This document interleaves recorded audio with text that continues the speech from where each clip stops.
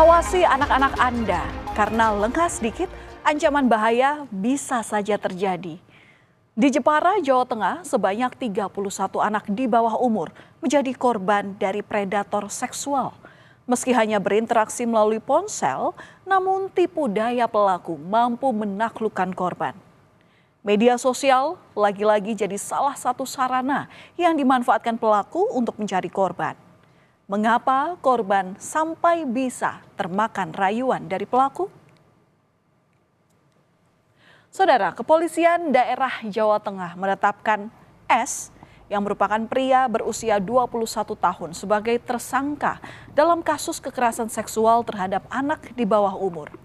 Pria asal Kecamatan Kalinyamatan, Kabupaten Jepara ini diduga melakukan pelecehan terhadap puluhan korban yang tersebar di berbagai daerah.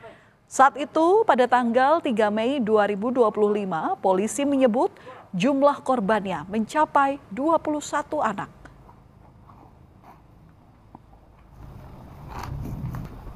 Pelaku telah melakukan kegiatan dengan cara menggunakan media digital, namun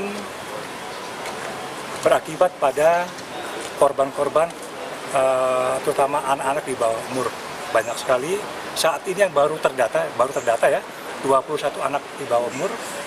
Ya, kemudian tersangka melakukan kegiatan aktivitas seksual terhadap yang bersangkutan. Ya. Yang tersangka termasuk menurut kami adalah predator seks. Untuk mengumpulkan barang bukti kasus predator seksual anak asal Jepara, Jawa Tengah, tim gabungan Puslap 4 Bareskrim Polri bersama dengan Lab 4 Polda Jateng mendatangi beberapa tempat kejadian perkara yang diduga dijadikan tersangka untuk melancarkan aksinya. Salah satunya adalah rumah pelaku. Terungkap pelaku melakukan aksinya sejak September 2024. Sejumlah barang bukti berupa SIM card, ponsel, baju tersangka hingga file foto dan video yang dikoleksi disita polisi. Polisi pun mendapati korban predator seksual bertambah menjadi 31 orang yang seluruhnya merupakan anak-anak di bawah umur kisaran usia 12 hingga 17 tahun.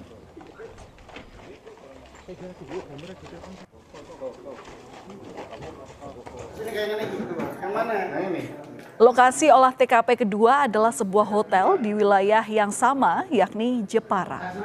Tim melakukan pengamatan umum lokasi, dokumentasi visual, serta pencarian dan pengumpulan barang bukti. Kemudian pemeriksaan awal terhadap titik-titik yang dicurigai mengandung cairan tubuh. Mengganggu hari libur berarti ya? Predator payah. Dan lokasi ketiga dilakukannya olah TKP adalah kamar indekos pelaku yang ada di Desa Langon, Kecamatan Tahunan, Jepara, Jawa Tengah. Di tempat ini, tersangka mengaku memerkosa 2 korban di bawah umur. Dari hasil olah TKP, polisi menemukan sejumlah barang bukti antara lain potongan kain kasur dengan bercak sperma di kamar kos.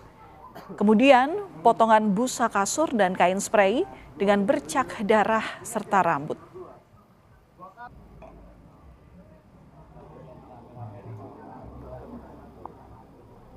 Menemukan ada beberapa barang bukti yang kita ambil dari tempat kejadian perkara.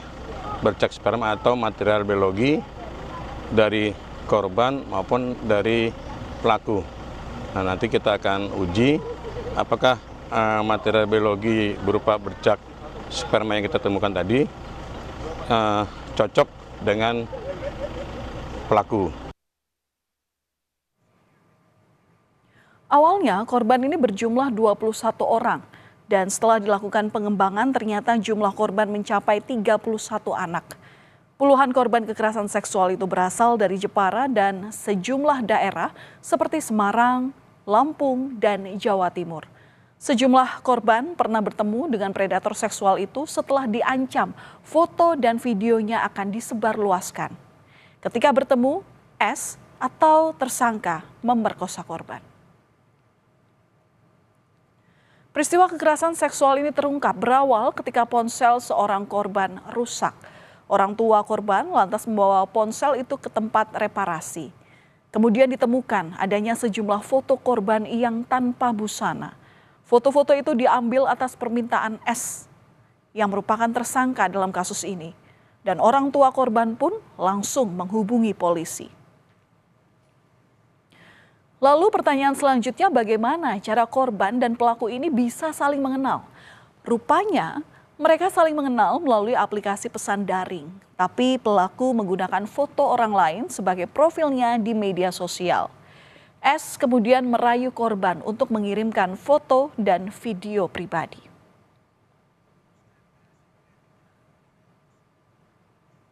Yang kebenaran dia sedang memperbaiki handphone putrinya. Begitu dia memperbaiki handphone putrinya di counter handphone, dan dia melihat ternyata di dalamnya itu ada gambar-gambar putrinya bersama dengan laki-laki tersebut. Dia menggunakan media pertemanan dalam bentuk Telegram, ya. Kemudian dia mencari siapa-siapa yang bisa dikomunikasikan, dan kemudian begitu dia ketemu dengan orang tersebut, perempuan tersebut, akhirnya dia chatting menggunakan WA. Tersangka predator seksual anak pun mengakui dari 31 korban, 5 diantaranya telah disetubuhi di 4 lokasi yang berbeda. Publik pun bertanya-tanya mengapa kelima orang itu mau menuruti kemauan tersangka. Ternyata kelima korban menuruti nafsu bejat tersangka karena diancam videonya akan disebar di media sosial. Seingatmu ada berapa orang yang nggak menganu korbannya? 5 ya. Ini kan baru 4, berarti masih ada 1 lokasi lagi itu. Berarti 5 anak ya. Yang kamu setubui ya? Dan dia melancarkanlah rayuan-rayuan. Rayuan-rayuan ini karena yang dihadapinya adalah anak di bawah umur yang labil, sehingga anak tersebut mudah percaya dan terayu oleh si pelaku, dan akhirnya kemauan pelaku itu dituruti. Apapun permintaan pelaku harus turuti, kalau tidak akan disebarkan. Terakhir sampai dengan video kegiatan seksualitas antara si anak tersebut yang melakukan sendiri dan anak tersebut dengan pelaku, itu semua direkam dalam video dan ada file-filenya.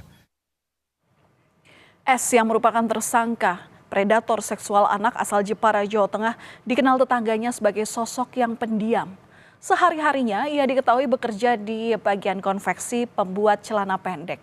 Warga tidak menyangka kalau S ini terlibat dalam kasus asusila terhadap anak di bawah umur karena tidak pernah berinteraksi dengan perempuan, apalagi anak-anak yang ada di sekitarnya. Tapi nggak percaya sih sebagai tetangga, soalnya lihat orangnya itu juga nyangka sih kalau gitu mas. Kesehariannya ya itu di rumah, kalau kerja ya kerja di rumah, nggak pernah keluar sih. Kerjanya konveksi buat celana. Ya kaget aja, karena kan dia pendiam, nggak pernah neko-neko, nggak pernah. Sama tetangga sering tanya. Kalau tetangga dia itu sering bermainnya sama sepantaran dia. Dia kalau malam gitu, kalau ngobrol-ngobrol sama temennya itu main gitaran di depan rumah. Atas kasus pelecehan seksual yang terjadi kepada 31 anak di bawah umur di Jepara, Jawa Tengah ini, Komisi Perlindungan Anak Indonesia atau KPAI menilai bukan hanya soal kekerasan seksual, tapi juga mengandung unsur eksploitasi dan pornografi anak. KPAI meminta dinas dan lembaga terkait untuk memberikan pendampingan psikologis terhadap korban dan mereka tetap memperoleh pendidikan. Literasi bermedia sosial juga perlu diterapkan orang tua dan lingkungan sekolah di tengah gencarnya perkembangan teknologi. Batas usia anak bermedia sosial itu sudah ada, tetapi ingat bahwa ini juga harus dilihat implementasinya. Buktinya sampai hari ini yang menjadi korban adalah anak-anak masih di bawah umur semua. Ada gap yang besar antara kecanggihan teknologi kemudian dengan literasi digital kita.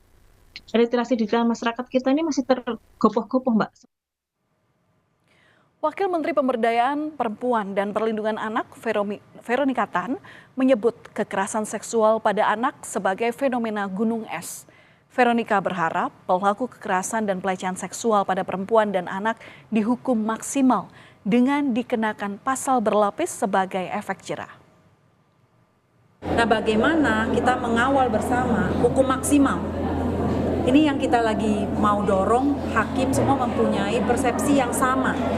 Hukum untuk efek jerah, hukum maksimal itu tuh harus berdasarkan dipandang dari Undang-Undang TPKS, Undang-Undang Perlindungan Anak. Korban ketika terkena dampak panjang.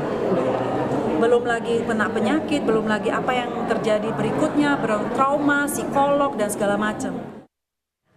Saudara, kasus predator seksual yang memangsa 31 anak di Jepara, Jawa Tengah menambah panjang daftar kasus serupa di tanah air yang mengorbankan anak-anak.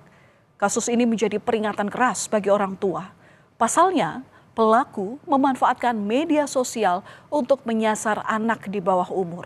Ini mencerminkan masih lemahnya sistem perlindungan anak serta belum optimalnya penegakan hukum terhadap pelaku kejahatan serupa sehingga bentuk kriminalitas kerap berulang. Lindungi anak kita, perbanyak literasi dalam bermedia sosial.